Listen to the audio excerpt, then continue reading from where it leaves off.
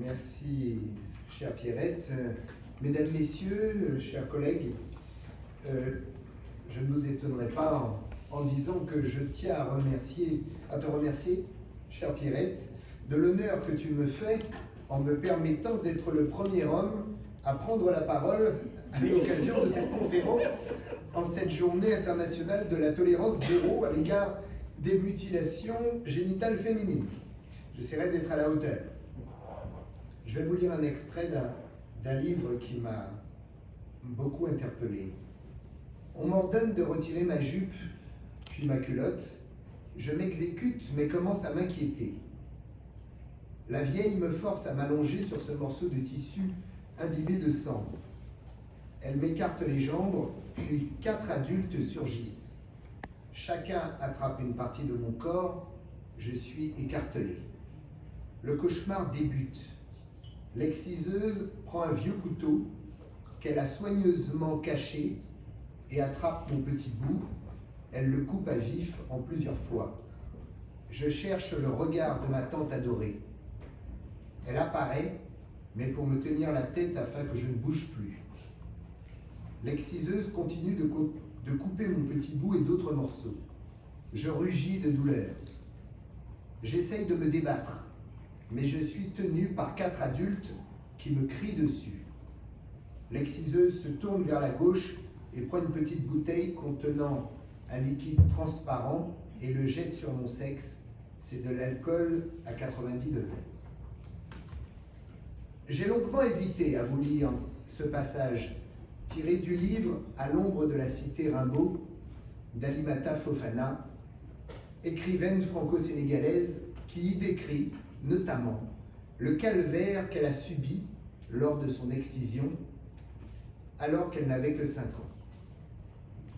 Et puis je me suis rappelé qu'il faut arrêter de passer sous silence ce qui est encore aujourd'hui de l'ordre du tabou. Il est temps de dénoncer des faits qui relèvent de la torture et dont les chiffres montrent que la pratique continue de progresser. Il est temps d'accompagner les victimes et non les encourager à garder le silence. Pourtant, le combat a commencé il y a de nombreuses années.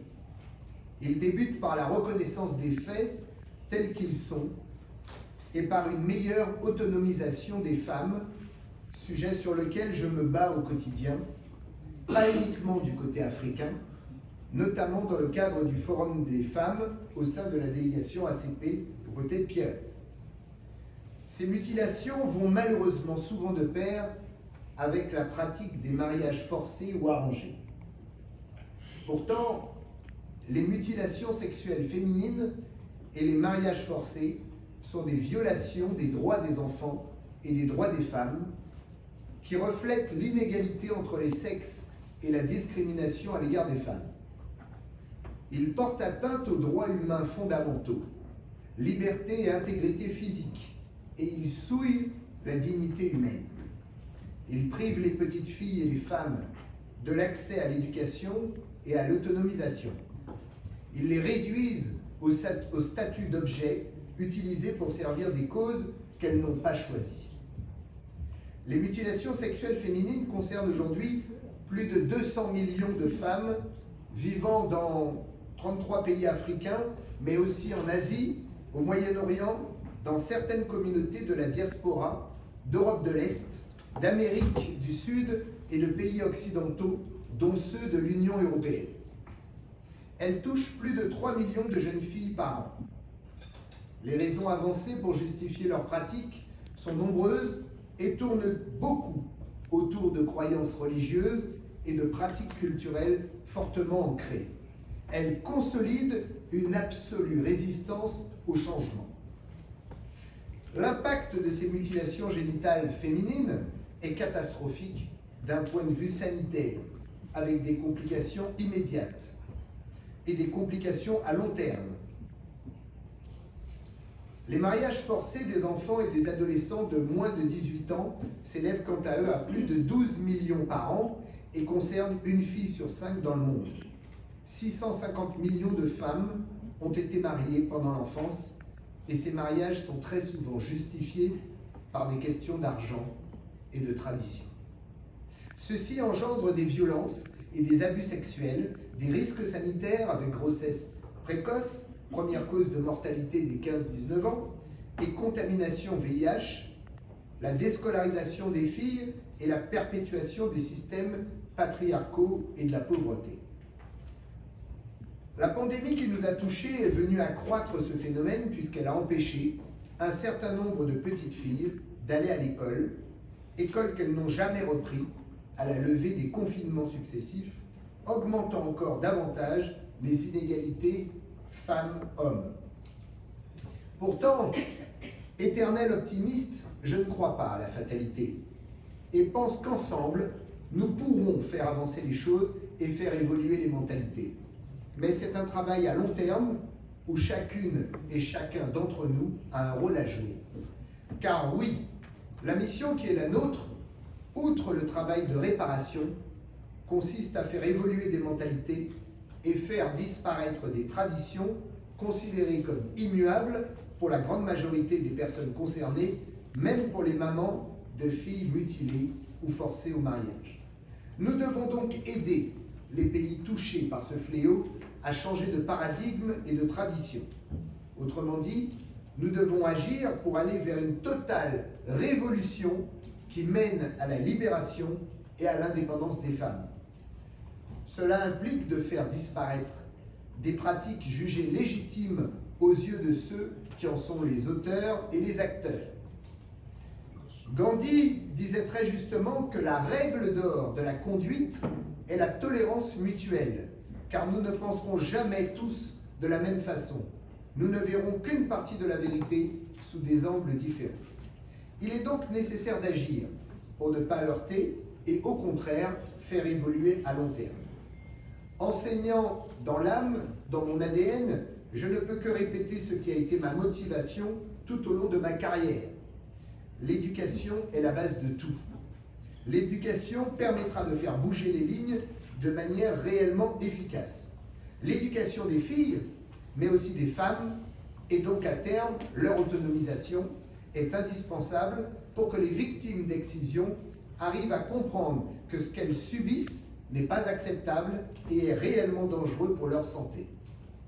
Mais cela ne peut se faire sans adapter l'éducation des garçons, pour qu'ils intègrent comme il se doit la question de l'égalité de genre et ne reproduisent pas le schéma familial. Il faut également que l'exemple soit donné au sein des familles par les mères en refusant de faire exciser leurs filles, mais aussi par les pères en tant que garants de leur intégrité physique et de leur liberté. Les hommes ont un rôle essentiel à jouer. Je ne peux que saluer la direction prise par ma collègue de mettre l'accent sur la nécessité que les hommes agissent dans ce combat qui nous réunit aujourd'hui. Quelques hommes remarquables ont mis leurs mains à l'ouvrage. Je pense au docteur Denis Mukwege, gynécologue congolais qui a reçu le prix Nobel de la paix en 2018 et qui répare les femmes depuis ses premières années de praticien. Je pense au docteur Pierre Foldès, urologue parisien, inventeur d'une technique chirurgicale de traitement des dégâts causés par les mutilations génitales féminines subies par les femmes migrantes. Je pense aussi au médecin gynécologue français engagé dans l'association Gynécologie sans frontières, qui exerce au plus près des femmes victimes lors de leur mission à l'étranger. D'autres, dans l'ombre, sont tout aussi remarquables et permettent de faire avancer la cause de ces femmes destinées à des vies de souffrance. Je pense par exemple au professeur qui apprend à ses élèves à penser par elles-mêmes, à l'ami qui écoute, accompagne et épaule, au père qui refuse de poursuivre la tradition et s'oppose à sa famille.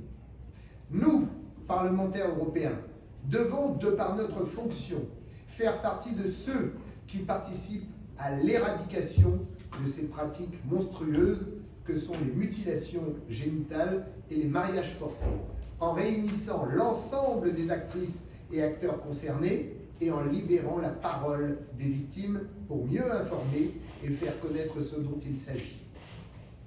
Dans ce combat, je n'ignore pas que l'action des hommes est pour l'heure coupablement insuffisante, ce que je déplore fortement, mais aussi parce que je considère l'égalité entre les femmes et les hommes comme l'une des causes les plus nobles de mon mandat d'élu. C'est une grande bataille qui prendra du temps, mais ensemble, nous serons plus forts pour avancer. Je vous remercie.